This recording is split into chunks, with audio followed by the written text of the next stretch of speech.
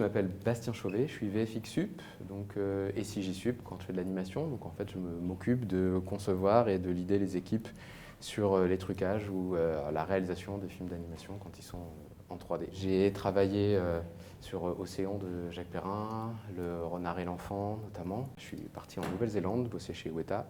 Et là-bas, alors je ne supervisais pas, mais j'ai bossé sur Rampage, Mortal Engine. Et de retour en France, j'ai repris mon travail de superviseur. Et là, sur des shows américains, notamment Serpent Queen saison 1, Murder Mystery 2 et dernièrement Cold Storage à MPC de David Koepp. On a souvent cette image, alors elle tend à changer depuis l'apparition du DVD, mais en France, il y avait un peu cette image qu'un bon film, c'était pas un film à trucage. Parce que forcément, dès qu'on voulait avoir quelque chose qui racontait quelque chose, on était forcément dans un cinéma très nouvelle vague, très authentique, etc. Et que le trucage était réservé au spectacle. Néanmoins, c'est quelque chose qui change parce qu'on se rend compte aujourd'hui que déjà, il n'y a quasiment pas de film où il n'y a pas de trucage. Il y a toujours un moment où on a besoin d'effacer, de refaire, de remettre dans un contexte historique.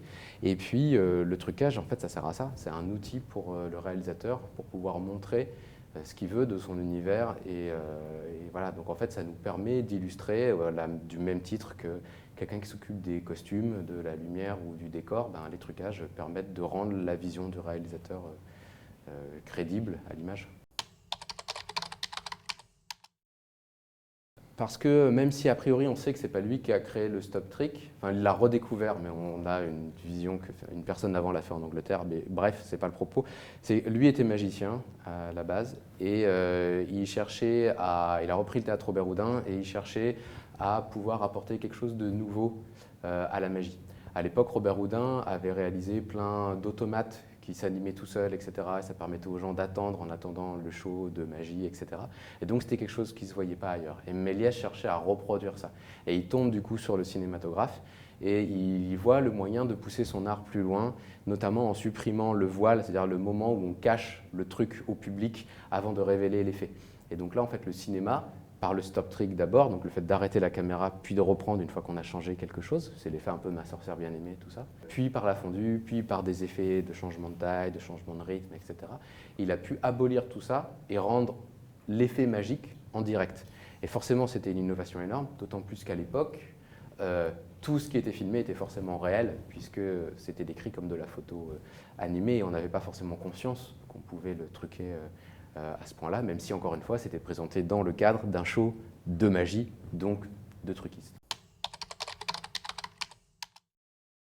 J'en ai un souvenir hyper précis. J'ai 7 ans, on est en 93, et Jurassic Park sort sur les écrans français. Et voilà, mes parents regardent la télé, journal de 20h, et il y a un reportage sur ILM et sur les gens qui ont fait des trucages. Et moi, dans ma tête de gamin de 7 ans, c'est « Attends, il y a des gens qui sont payés pour faire des dinosaures. Meilleur métier du monde. » Et voilà, et ça ne m'a pas lâché. Du coup, j'ai tout fait pour faire ce boulot-là à partir de là.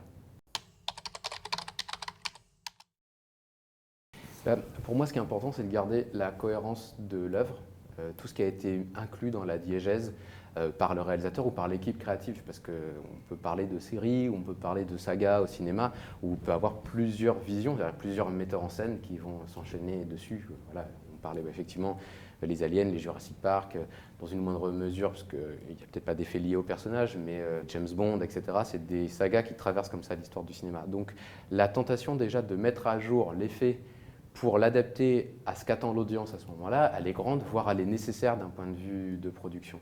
Néanmoins, là où ça commence à déraper, c'est le moment où ça finit par trahir l'univers ou le personnage, où les choses vont trop loin.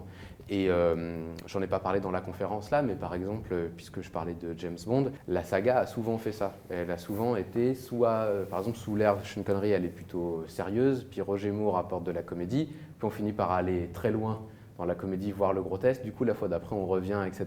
Et ce qui est marrant, c'est que sur l'ère Pierce Brosnan, il s'est quasiment passé ça au sein de son ère à lui. GoldenEye est hyper sérieux, et puis plus ça va, plus ils ont des voitures invisibles qui font du ski sur la glace. Et du coup, quand Daniel Craig arrive, on casse tout pour revenir à quelque chose. Donc, on suit un peu des modes comme ça. Et à un moment donné, le danger, c'est d'aller trop loin. Et effectivement, on a pu l'observer dans le cadre de l'histoire des trucages, et notamment, oui, sur l'exemple que je citais dans la conférence sur Star Wars, qui a révisionné, qui a beaucoup refait son film, enfin George Lucas qui a beaucoup refait ses films. Et du coup, au bout d'un moment, on peut se demander à quel moment c'est encore cohérent, par exemple pour le personnage de Yoda, avec le personnage qui nous a été présenté au début. Et du coup, est-ce que je suis encore dans le même univers ou pas? Ça, je pense que c'est une question à laquelle moi je ne peux pas répondre, parce que finalement c'est une question qu'il faudrait penser au metteur en scène.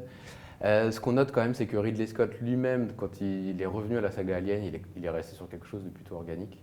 Mais effectivement, quand la créature est designée par Giger, elle a des espèces de tuyaux d'aspirateur sur le côté, etc. Et en fait, on ne sait pas pourquoi est-ce qu'elle est biomécanique. Il n'y a rien qui nous expose qu'elle est née du point de vue technologique ou d'une manipulation technologique, ce qu'ils vont pourtant essayer d'inclure dans la saga plus tard.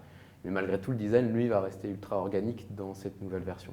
Donc je pense qu'il y a une espèce de recherche de la réalité et de se dire c'est une créature spatiale, mais c'est une créature, c'est un alien, elle fusionne avec les ADN de ses hôtes. Donc effectivement, on va tendre à garder la silhouette, mais à la rendre de plus en plus organique. Et puis il y a aussi des choses qui sont liées à l'histoire. Dans Alien 4, les aliens doivent nager, par exemple. Et l'anatomie des aliens fait que c'est compliqué pour eux de nager. Et donc, ils ont d'une part essayé de trouver quelque chose dans l'animation qui le permette, et puis ils ont aussi choisi d'aller agrandir les membres des aliens dans Alien 4, et pareil, de rendre la queue plus plate pour pouvoir se rapprocher d'une silhouette d'iguane, etc., en nage, et rendre ça crédible. Donc le design peut se modifier aussi par rapport à ce que l'histoire demande, et à comment le faire. Et c'est un exemple qu'on a vu aussi dans How to Train Your Dragon, là, qui est sorti en adaptation live. On pourrait dire, quand on les regarde comme ça, que les deux designs sont identiques. Et en fait, il y a plein de choses qui ont été revues dans le personnage de Croque-Mou pour le rendre plus physiquement correct, pour que notre cerveau l'accepte comme un animal. Je pense que déjà, il faut bien comprendre qu'il y a une vraie part de psychologie, voire de profilage. Il faut vraiment faut rentrer dans la tête du réalisateur. Il y a des artistes, des réalisateurs qui savent vraiment ce qu'ils veulent de façon très précise, et il y en a qui savent surtout ce qu'ils ne veulent pas. C'est-à-dire qu'en fait, ils peuvent avoir, alors que c'est finalement leur métier d'exprimer des choses par l'image, mais par la voix, ça peut être compliqué. Ils peuvent avoir du mal à exprimer vraiment ce qu'ils veulent. Et donc nous, il faut qu'on arrive à trouver ça. Et parfois, ils ne le savent pas eux-mêmes. Je citais l'exemple de George Lucas dans l'épisode 2 qui dit Yoda doit se battre contre Dooku, ça fait une ligne dans le scénario. Et lui-même, finalement, n'a pas d'idée précise à ce moment-là de comment Yoda se bat contre Dooku. Donc ça va être un travail de recherche avec l'équipe pour aller trouver la bonne chose. Donc il y a des fois où c'est assez simple parce que les références sont très précises, le réalisateur sait vraiment ce qu'il a en tête. Et il y a des fois où il faut aller creuser et c'est un voyage. Et donc là, on va se renseigner sur plein de choses, avoir plein de références différentes, montrer au réalisateur telle référence. Il y a des fois où, comme on reste des illusionnistes, on triche un peu et on dit cette référence-là, il ne faut pas qu'il la voie. Parce qu'il pourrait dire oui. Alors celle-là, elle est vachement plus intéressante. Donc on va essayer d'orienter aussi la vision à travers ce qui nous paraît être cohérent et qui peut s'adapter aussi à l'œuvre telle qu'elle est, quoi. Et c'est parfois même plus compliqué encore quand ce n'est pas un effet qui doit être photoréaliste, c'est-à-dire qu'il doit s'intégrer dans l'environnement qu'on connaît et qu'on expérimente chaque jour, mais quand c'est dans quelque chose qui est complètement fantasmagorique, parce que là, les règles, elles restent très ouvertes, et finalement, c'est vraiment sujet à interprétation. Et du coup, la carte blanche est toujours beaucoup plus compliquée que la précision. Et je pense qu'il y a quelque chose sur la curiosité qu'il y a à maintenir. C'est-à-dire que d'une part, dans notre métier, on se doit de rester curieux parce que pour pouvoir réaliser un trucage, quand il doit être physiquement juste ou quand il doit s'intégrer dans une certaine partie de l'histoire de l'art ou de l'histoire cinématographique, etc., on est obligé d'avoir ce savoir-là ou d'aller l'obtenir. Donc la curiosité, elle est hyper importante et c'est ce qui va aussi nous permettre de parler avec tous les autres corps de métier. Et je pense que ce conseil-là, il est important pour évoluer, mais en fait, il est important pour n'importe qui. Je pense qu'essayer de rester curieux et autocritique aussi sur soi, et critique sur ce qui nous entoure, c'est sans doute la meilleure chose à faire, surtout dans le monde qui évolue aujourd'hui, et avec l'arrivée de l'intelligence artificielle, le fait que la réalité peut être manipulée par d'autres personnes que des prestidigitateurs ou des artistes des trucages, qui sont rien plus qu'une branche de la prestidigitation, et qui, eux, ont à cœur de créer de l'illusion et qui se disent eux-mêmes illusionnistes et qui connaissent le pouvoir de l'image et ce que ça peut provoquer. Mais là, étant donné que ces outils-là sont dans les mains de n'importe qui, je pense que c'est important de garder un esprit critique pour continuer à savoir ce qu'est la réalité, si tant est qu'on puisse vraiment déjà répondre à cette question. Mais ce sera peut-être l'objet d'un autre débat philosophique. Merci infiniment. Merci beaucoup.